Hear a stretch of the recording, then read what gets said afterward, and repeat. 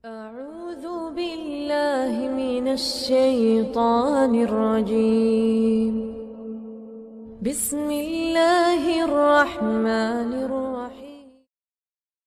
Kemudian orang itu bangkit pergi.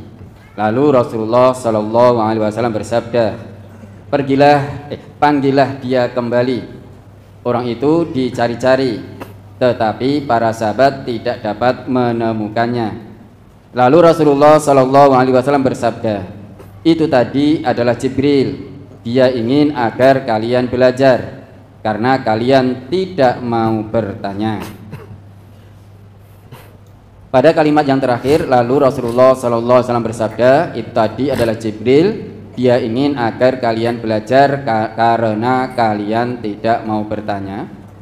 Pada kalimat kalian tidak mau bertanya, pertanyaan saya, di majelis ilmu kita ini tanya tentang permasalahan kita dan tentang materi yang disampaikan, tetapi kadang ada teman kita yang negur, tak usah banyak tanya, pertanyaan kok tak berbobot. Atau orang kok sering bertanya, mbok ya ngasih kesempatan pada yang jauh, kasihan, tidak ada waktu bertanya. Bagaimana sikap saya, Ustadz?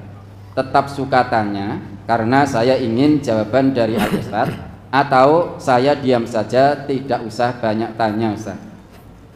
Lah kalau memang belum tahu maka bertanya. Kalau sudah bertanya diberi jawaban berdasarkan Quran dan Sunnah, maka nanti kemudian diamalkan.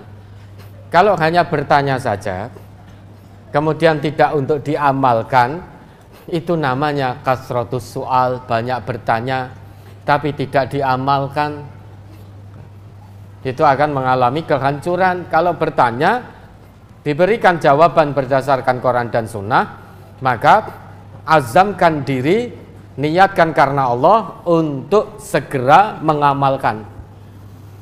Nah kalau bapak atau ibu ini memang belum betul-betul belum pirsa, ya bertanya, jangan diempet, terus bertanya. Tapi ada saudara kita wis ora usah kakean takon ora berbobot. Lah pertanyaan ini bobotnya kudu pirang kilo. Wong tidak tanya, wong belum tahu kok.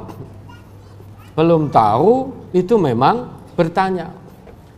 Ibaratnya kalau kita belum tahu sholat zuhri berapa rakaat, mungkin bagi yang sudah tahu pertanyaan itu dia rasa tidak ada bobotnya, ngono wae ra ngerti.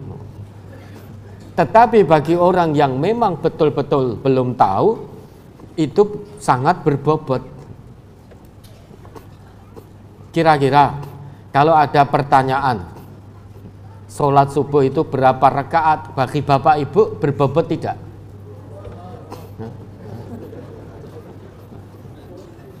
Bapak ibu sudah pirsa sholat subuh itu 2 rakaat. Mungkin bagi panjenengan tidak ada bobot, padahal itu prinsip dalam sholat.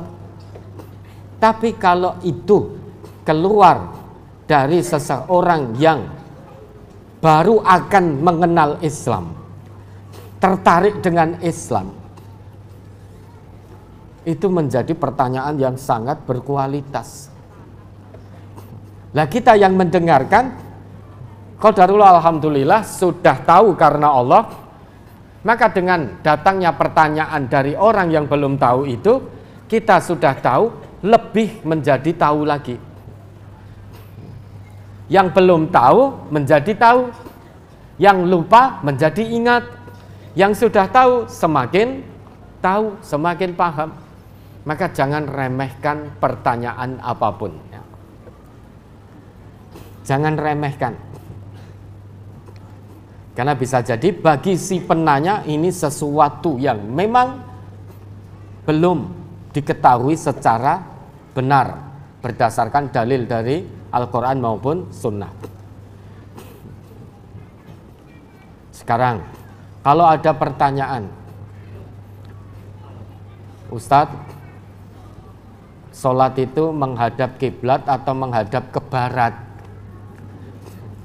Itu kira-kira bagi bapak ibu berbobot tidak? Sholat itu menghadap mana? Lah kok kita kalau tanya kulone endi?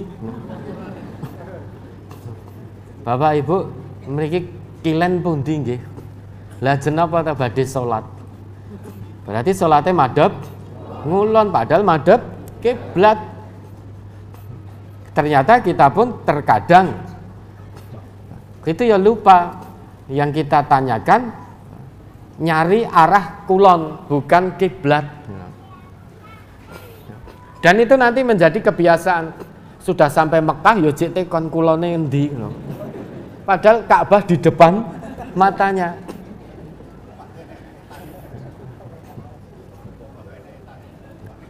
Berada di Mesir tanya kulone ngendi, kulone kono ya, berarti sholatnya orang menghadap kiblat. Maka jangan remehkan, jangan remehkan. La tahtakir mandunaka falikul syai'in maziyah.